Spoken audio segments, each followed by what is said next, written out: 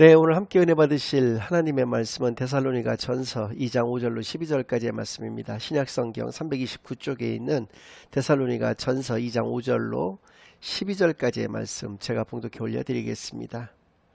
너희도 알거니와 우리가 아무 때에도 아첨하는 말이나 탐심의 탈을 쓰지 아니한 것을 하나님이 증언하시느니라. 또한 우리는 너에게서든지 다른 이에게서든지 사람에게서는 영광을 구하지 아니하였노라.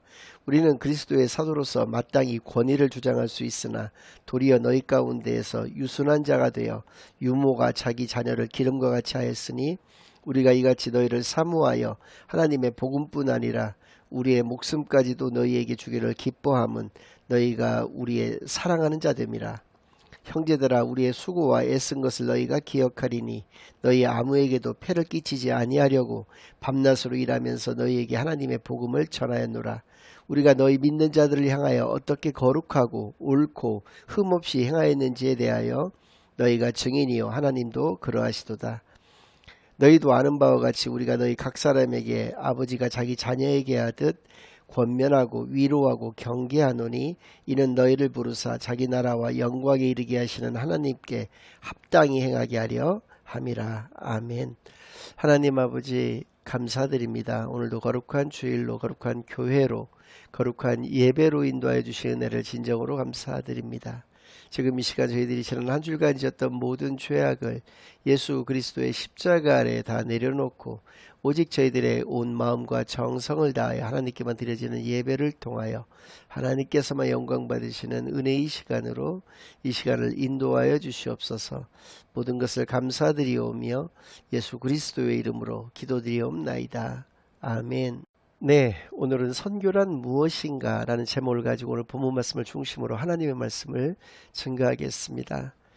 바울의 선교팀이 유럽 지역의 첫 선교지인 빌립보 지역에서 선교를 할 때였습니다.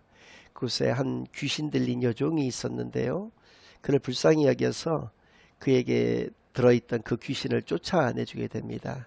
그런데 그 귀신이 하필이면 점을 치는 그러한 귀신이었는데 그것을 통해서 그 여종의 주인 되는 사람이 많은 돈을 벌 수가 있었는데 그 귀신이 나감으로 인해서 더 이상 돈을 벌 수 없게 되자 관에 그 바울의 선교팀을 고발하게 됩니다. 풍속을 해치고 이상한 것을 증거하고 돌아다니면서 사람들을 미혹한다라고 하는 그런 죄를 붙여서 고발을 하게 되는 것이죠.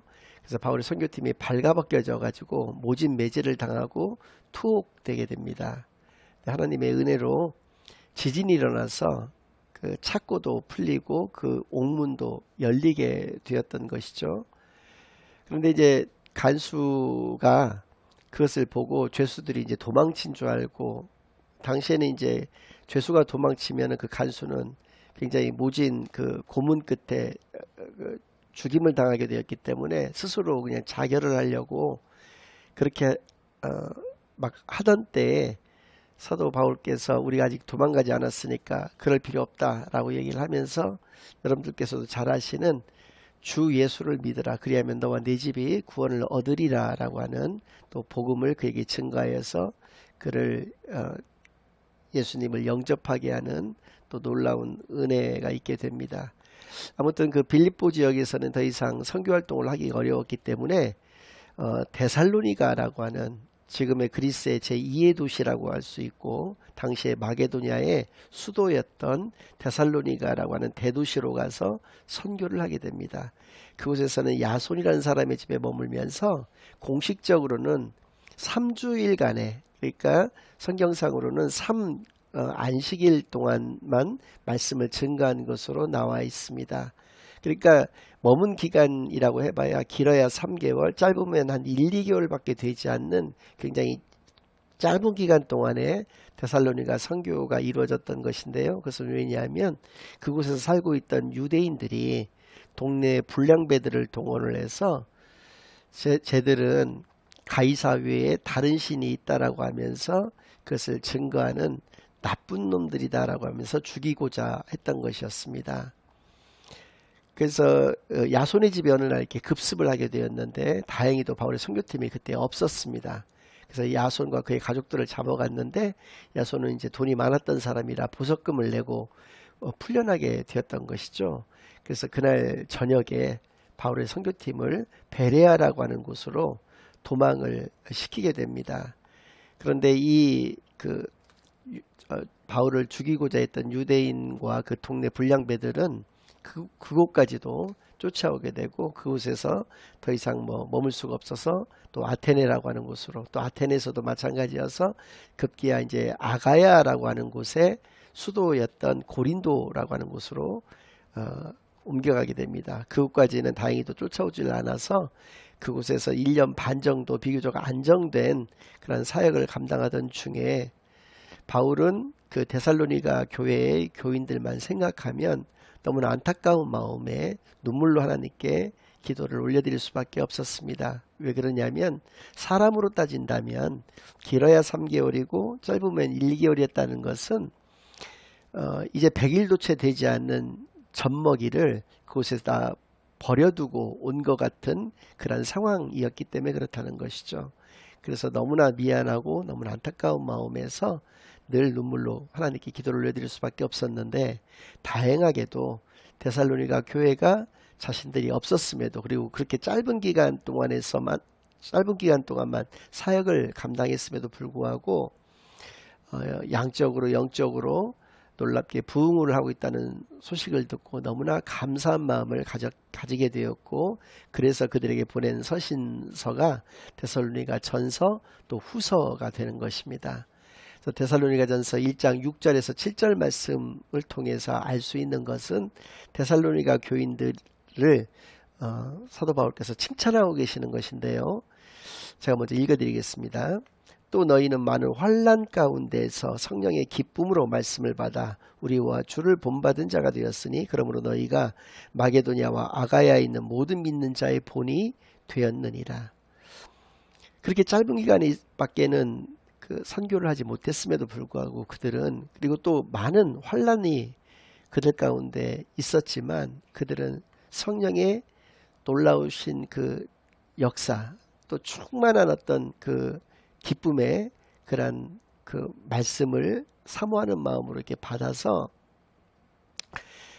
사도 바울팀 또 예수님의 그 본을 받는 자들이 되어서 마게도냐와 아가야에 있는 많은 사람들, 모든 사람들의 본이 되었다라고까지 이야기를 하고 있다는 것이죠.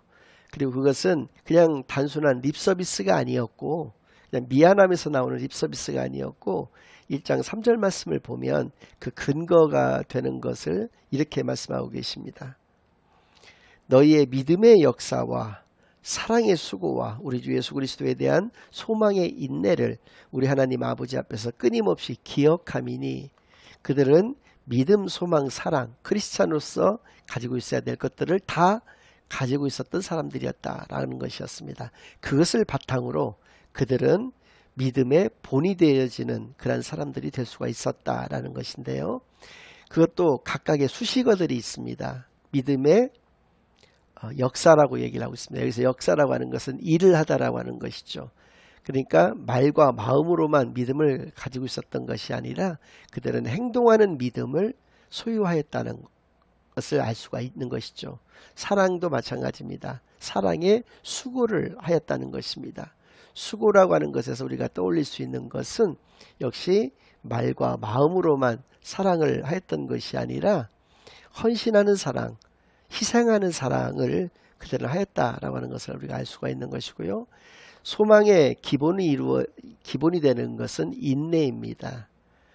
내가 소망 가운데에서 신앙생활을 한다고 하면서 얼마 되지 않아서 낙담하거나 낙심하거나 또는 약물에 어떤 의존을 한다거나 또 다른 것을 바라보게 된다든지 하는 것은 그 온전한 소망을 소유한 사람의 모습은 결코 아니었던 것이죠. 그들은 기다림의 그런 소망, 그런 것을 가지고 있었던 사람들이었다. 이렇게 믿음의 역사와 사랑의 수고와 소망의 인내를 가지고 있었던 그들이었기에 마게도냐와 아가야에 있는 모든 믿는 자들의 본이 될 수가 있었다라고 하는 것을 이 데살로니가 전서의 앞부분에서 사도 바울께서는 칭찬을 하고 계시는 것이죠. 근데 이러한 것은 비록 기간은 굉장히 짧았지만 사도 바울의 그 선교팀에 놀라운 선교의 역할이 있었기 때문에 가능했다라고 하는 것이 오늘 본문 말씀을 통해서 너무나도 잘 알 수가 있게 되는 것입니다. 특별히 2장 5절 6절 이 말씀을 통해서 사도 바울께서 절대 하지 않았던 세 가지를 말씀하여 주고 계시는데, 제가 다시 한번 읽어드리겠습니다. 너희도 알거니와 우리가 아무 때에도 아첨하는 말이나 탐심의 탈을 쓰지 아니한 것을 하나님이 증언하시느니라. 또한 우리는 너에게서든지 다른 이에게서든지 사람에게서는 영광을 구하지 아니하였노라. 첫 번째는 아첨하는 말을 하지 않았다는 것입니다. 정확한 하나님의 말씀만을, 예수님의 가르침만을 그들에게 증거하였다는 것이죠. 제가 만약에 여러분들에게 설교를 이렇게 드리고 있는데 제 설교를 여러분들께서 들으시고 참 저 목사님 말씀 참 잘 증거하시는구나, 말씀을 들을 때마다 참 마음에 좀 희망이 솟고 새 힘이 이렇게 솟아나는 것을 느낀다 라고만 생각을 하시게 된다면, 저는 사실은 이 표현대로, 이 표현에 의하면 아첨하는 말을 여러분들이 하고 있지는 않은가 반성을 해야 될 것입니다. 어떻게 하나님의 말씀이 여러분들에게 늘 새 힘만을 주는 그런 말씀이 되겠습니까? 우리의 신앙의 양심, 인간의 양심에 늘 괴로워하고 또 우리 자신의 모습을 되돌아보고 우리 자신을 늘 좀 회개하면서 하나님께 늘 나아가는 그러한 연단의 시간을 가져야지만 그것이 옳은 말씀의 증거라고 얘기를 할 수가 있는 것인데, 그렇지 않고 여러분들께 늘 어떤 기쁨만 주는 그런 말씀을 한다라고 하는 것은 여러분에게 아첨하는 말을 하고 있는 것과 다름이 없다라고 하는 것을 이 표현을 통해서 알 수가 있는 것이죠.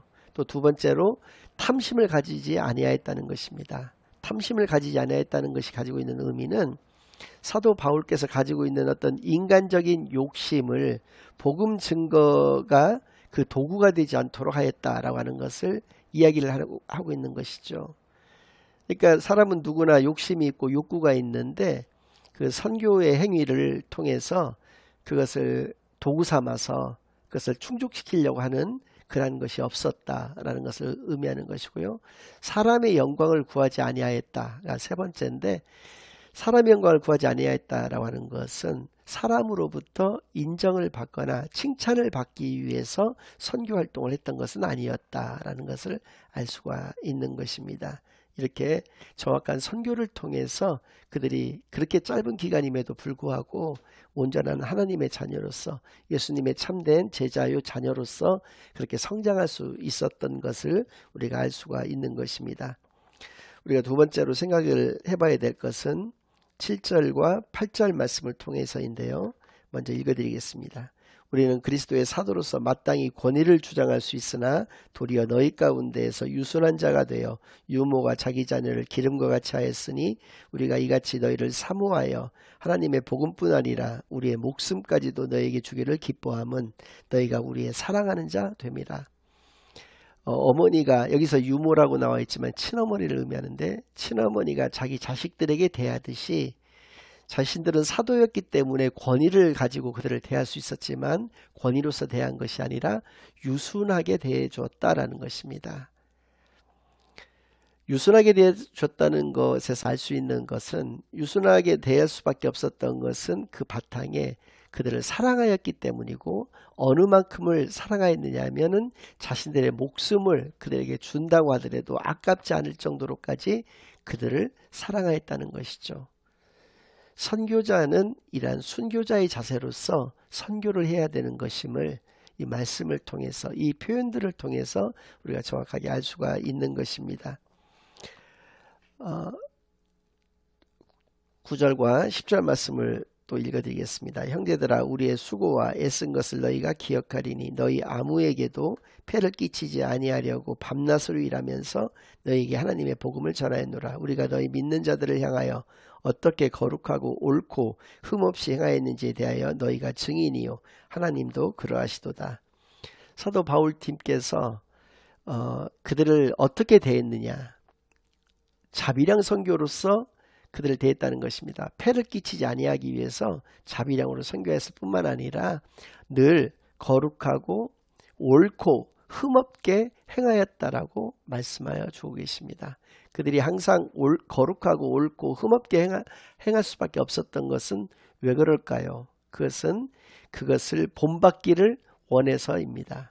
하나님의 자녀라고 하는 사람들, 크리스찬이라고 하는 사람들은 마땅히 거룩하고 옳고 늘 흠없이 행하여야 되는 사람인 것을 몸소 그들에게 보여주었던 것이죠. 그래서 그들은 그렇게 짧은 기간임에도 불구하고 여기 5절에 상반절에 나오는 너희도 알거니와라는 것도 굉장히 중요한 단어입니다. 그들이 모두가 데살로니가 교회의 교인들 모두가 그 사실을 알고 있었다라고 하는 것입니다. 그렇게 그들은 그들에게 본이 되는 그러한 신앙생활, 그러한 선교 사역을 감당했었던 것을 분명히 이 말씀들을 통해서 알 수가 있는 것이죠. 마지막으로 11절 12절 말씀, 너희도 아는 바와 같이 우리가 너희 각 사람에게 아버지가 자기 자녀에게 하듯 권면하고 위로하고 경계하노니 이는 너희를 부르사 자기 나라와 영광에 이르게 하시는 하나님께 합당히 행하게 하려 함이라. 그렇습니다. 분명하게 얘기하고 있는 것은 지금 11절과 12절에서는 아버지가 자녀에게 하듯이라고 말씀하고 계십니다. 7절과 8절을 통해서는 어머니가 자기 자녀에게 하듯. 그러니까 이 표현들을 통해서 알 수 있는 것은 선교라고 하는 것은 부모가 자기 자녀들에게 자기 자녀들을 대하듯이 해야 하는 것이다 라고 하는 것을 알 수가 있는 것이고, 여기서 아버지의 역할이라고 할 수 있는 것이 무엇이었느냐면 세 가지가 있었는데 권면하였고 위로하였고 경계하였다는 것입니다. 권면은 무엇으로 하는 것입니까? 하나님의 말씀으로 그들을 권면하였다는 것이죠. 위로는 어떤 상태인 것을 의미합니까? 그들을 공감하였다는 것이고, 공감의 바탕을 이루는 것은 그들을 사랑하였다는 것이죠. 말씀과 사랑으로 선교하였던 것을 알 수가 있고, 이것을 권면과 위로와 같이 말로써 했던 것이 아니라 경계를 했다라고 얘기를 하고 있는데, 경계했다라고 하는 의미는 소프트하게 말씀을 좀 드린다면 지시하였다, 또 그렇게 강권하였다, 이렇게 말씀드릴 수가 있지만 조금 하드하게 말씀을 드린다면 꾸짖었다, 징계하였다 라고 하는 그 표현까지도 가지고 있는 게 이 경계라고 하는 이 말씀입니다. 아버지가 자녀에게 하듯 경계하였다. 권면하고 위로하는 것으로 그치는 것이 아니라 경계까지 우리가 해야 되는 것임을. 그러니까 선교라고 하는 것은 그들에게 어떤 사탕만을 늘 주어주는 것은 아니라고 하는 것입니다. 그들에게 쓴소리도 할 수 있어야 되고 올바르게 그들이 신앙 가운데서 자라나고 살아갈 수 있도록까지 돕는 것, 그것이 바로 선교인 것을 이 말씀들을 통해서 우리가 분명히 깨달아 알 수가 있는 것이죠. 마태복음 28장에서 분명히 예수님은 제자들에게 이렇게 말씀해 주셨거든요. 너희는 가서 모든 족속으로 제자를 삼아 아버지와 아들과 성령의 이름으로 세례를 주고 내가 너에게 분부한 모든 것을 가르쳐 지키게 하라, 이렇게 말씀해 주셨습니다. 그래서 이렇게 권면하고 위로하고 경계까지 했던 그들의 어떤 모습들을 통해서 선교란 과연 무엇인가 라는 것을 이 시간 분명하게 한번 생각해보고 깨닫게 되어지는 그런 시간만이 되기를 바랍니다.